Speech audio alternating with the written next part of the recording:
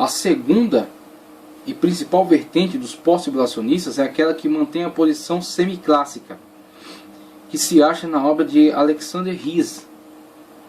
No seu escopo doutrinário, uma das coisas que ficou mais notável pelo fato de divorciar-se tanto do pré-tribulacionismo é a ideia de que a igreja sempre passou e sempre passará por tribulação, e que a grande tribulação futura será apenas a intensificação de todas as tribulações que a igreja tem passado. Então a visão de Ries não se afasta tanto, né, do pós-tribulacionismo clássico, tanto que é chamado semiclássico, né, e diz que na verdade a igreja não será poupada de forma alguma da tribulação, porque desde seu início passa por tribulação e viverá inclusive a sua intensificação, sendo que os pós-tribulacionistas, né, relembrando, dividem os conceitos de tribulação e de ira de Deus, sendo a tribulação um reflexo da sua fidelidade a Deus, e a ira de Deus o derramamento, né, do seu juízo, do seu julgamento, da sua ira sobre os ímpios.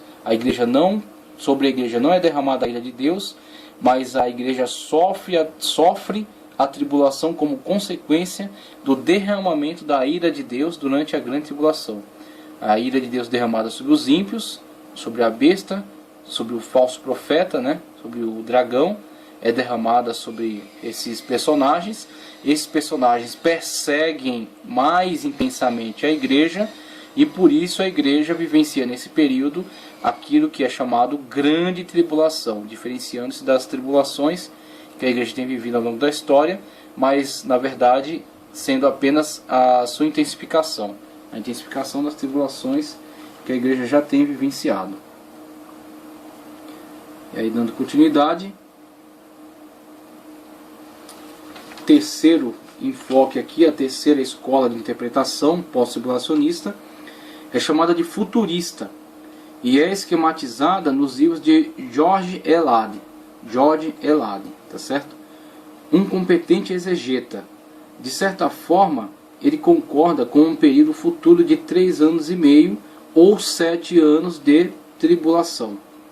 3 anos e meio ou 7 anos de grande tribulação. Entre a presente era e a segunda vinda de Cristo. Entre a presente era e a segunda vinda de Cristo. Ele se convenceu disso ao interpretar literalmente o texto de Apocalipse 8 ao 18. Então, o que George Elad está concordando aqui é que haverá sim um período específico, escatológico, ou seja, um período para o futuro, e esse período será um período de grande tribulação, podendo ser 3 anos e meio ou 7 anos. Tá certo? Podendo ser 3 anos e meio ou 7 anos. Então, enquanto os outros dizem, haverá, na verdade, uma linha contínua que segue desde o início da igreja até o final, quando Cristo virá estabelecer seu reino. Não haverá grande distinção. Certo? George Elad apenas acrescenta, sim, haverá uma distinção e terá um período específico. Não há possibilidade de definir se são os 3 anos e meio finais ou se são a totalidade dos 7 anos. Mas esse período é específico e é distinguido da tribulação que a igreja tem sofrido desde o início. A igreja sofre tribulação, mas futuramente sofrerá um período específico de tribulação. Ao adentrar esse período, que será de 3 anos e meio ou de 7 anos, esse período será diferenciado da tribulação que a igreja tem vivenciado ao longo da história. Esse é um período de grande tribulação e é um período escatológico. E aí a quarta visão é de Walvoord. A quarta visão é de Robert H. Gundry. A quarta vertente é o ponto de vista de Robert H. Gundry, que é chamada por Walvoord de interpretação pós-tribulacional dispensacional. Interpretação pós-tribulacional dispensacional. Gundry sintetiza os argumentos pré-tribulacionistas com a aceitação do arrebatamento pós-tribulacionista. Então, na verdade, o que vemos aí é uma leve aproximação do pós-tribulacionismo com o dispensacionalismo. Existe essa proposta, né, onde pode ser visualizada a questão da continuidade histórica da igreja adentrando ao período de tribulação, vivenciando a intensificação desse período de tribulação, né, quando a ideia continua sendo defendida de que a igreja vive tribulação desde seu início e viverá a sua intensificação. Mas ao final dessa tribulação, a igreja, ou pelo menos aqueles que restarem dela, que não houverem sido martirizados ao longo da intensificação da tribulação, serão enfim arrebatados. Haverá sim um arrebatamento. Ele entende que aquelas passagens que trazem do arrebatamento não são alegóricas, elas são literais. Elas serão vivenciadas, mas não antes da tribulação, porque a igreja não é livrada da tribulação, e sim na tribulação.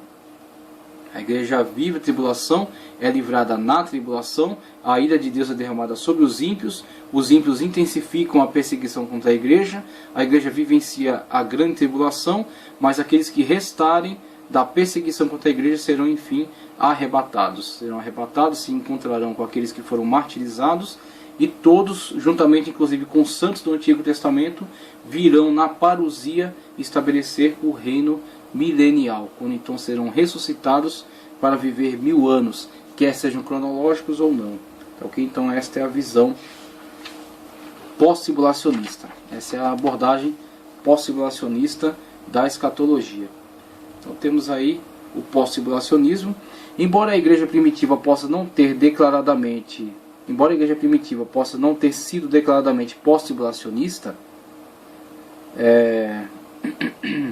porque a escatologia daquela época ainda não havia sido desenvolvida, parece que havia uma crença mais ou menos parecida com esse esquema em épocas bem antigas, conforme vimos no sistema quiliasta dos pais da igreja, né? O pré-milenismo arcaico, chamado quiliasmo, a continuidade histórica dos 6.000 anos, sendo o 7º milênio também o reino milenial de Cristo, sendo o 7º milênio também o reino milenial de Cristo, né, o sistema quiliasta. Para os pais da igreja não havia nenhuma esperança de uma volta de Cristo antes da grande tribulação. Então é isso que os pós-tribulacionistas leem das declarações dos pais da igreja, né, do período patrístico. Eles leem que nas suas declarações não fica claro em momento algum um arrebatamento antes da tribulação. Quando eles começaram a desenvolver certas ideias sobre a volta de Cristo, nunca colocavam esta antes da grande tribulação. Muito pelo contrário. Esses eventos, como a vinda do anticristo, a grande tribulação e a volta de Cristo, eram vistos num só pacote, como vemos que eram vistos num só pacote, como eventos que se iniciariam mais ou menos na mesma época. Então vimos aí que a leitura pós-tribulacionista das declarações dos pais da igreja, né, do tempo da patrística, na verdade entendiam que eles não incluíam um arrebatamento que livrasse a igreja da tribulação, mas a sua abordagem era que a igreja passa por tribulação, sendo após a tribulação então inserida dentro do reino milenial, tá certo? E sequer sendo mencionada a questão de arrebatamento, mas sim a questão da igreja sair da tribulação e ser inserida no reino milenial. A Epístola de Barnabé, um dos livros apócrifos mais antigos, descreve a igreja passando pela grande tribulação e no final dela Cristo voltando para destruir o anticristo. Nessa epístola a menção em que o fim não chegaria enquanto o Império Romano não fosse subdividido em 10 reinos. Sendo assim, isso não poderia acontecer de súbito, porque naquele tempo o Império Romano estava no seu auge. Isso quer dizer que eles não esperavam uma vinda iminente de Cristo, ou seja, uma vinda de Cristo no âmbito abordado pelos pré-tribulacionistas, quando descrevem o evento do arrebatamento da igreja, a primeira etapa da vinda de Cristo.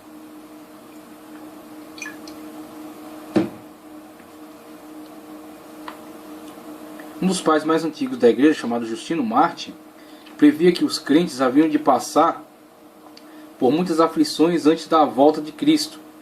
No seu tempo, a igreja sofria muito com a perseguição dos romanos, e para ele a grande tribulação seria apenas uma intensificação daquele sofrimento que a igreja já passava. Ele mesmo morreu como Marte por não negar a fé. Então, eles aproveitam essas descrições, que não são descrições exatas, porque, como vimos na primeira aula, a escatologia ao longo da história da igreja, ela não teve tanta ênfase quanto tem nos dias atuais. Então a atualidade é, na verdade, o período teológico da escatologia. Dentro do âmbito do desenvolvimento teológico ao longo da história, esta é a época em que a escatologia é mais discutida. Nunca foi discutida ao longo da história como é discutida atualmente. Ao longo da história da igreja, inclusive o período patrístico que está sendo abordado aqui, o que era mais discutido era a apologética, né? Sendo na continuidade histórica a soteriologia, a cristologia, né? a teontologia,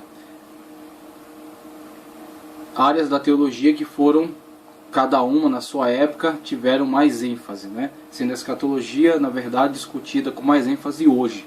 Então, na abordagem dos pais da fé, da patrística, a escatologia não era a sua prioridade. Por isso que eles não são tão específicos quanto a ela. Eles dão algumas declarações, e essas declarações são interpretadas conforme essas escolas de escatologia de hoje, cada uma lançando seu enfoque, né? Então o pós-tribulacionista, ele se vale do fato dos pais da fé não abordarem tão especificamente esses temas, não falar em nada de arrebatamento, não falar em nada de etapas, né? Nem das etapas quer para a vinda de Cristo, quer para a ressurreição. Então eles se valem disso, eles não mencionaram, eles não disseram. Todavia não pode se esquecer que a escatologia para eles não era prioridade. Eles não estavam desenvolvendo tratado de escatologia.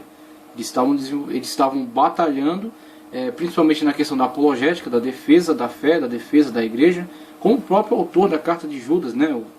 Ele deixa muito claro que o seu interesse era batalhar pela fé que uma vez foi dada aos santos.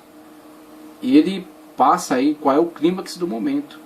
Com certeza o clímax desses autores, como Justino, Lactâncio, Hipólito, todos esses autores que se expressaram acerca de escatologia, mas não necessariamente estavam desenvolvendo um tratado de escatologia. Por isso não foram tão específicos e nem o poderiam ser, que isso estava sendo desenvolvido ainda. Muito ainda havia-se por estudar e por entender ao longo do tempo, né, ao longo das eras. Então vimos aí o pós-tribulacionista faz algumas leituras e, por ver algumas lacunas, se aproveita delas aí para reforçar o seu argumento. Com a crescente popularidade do dispensacionalismo ascendente, especialmente nos grupos fundamentalistas e conservadores, popularizou-se após a Primeira Guerra Mundial dois conceitos: o amilenismo, tá certo? O amilenismo, conforme está exemplificado aqui, a abordagem mais simplificada da escatologia, tá certo? O amilenismo, e também a abordagem mais alegorizante, o amilenismo, e o pré-milenismo, tá certo? O amilenismo e o pré-milenismo. Pré-milenismo, que temos aqui as duas propostas: pré-milenismo pós-tribulação, né, pós-tribulacionista, e pré-milenismo pré-tribulacionista, tá certo? Dispensacionalista.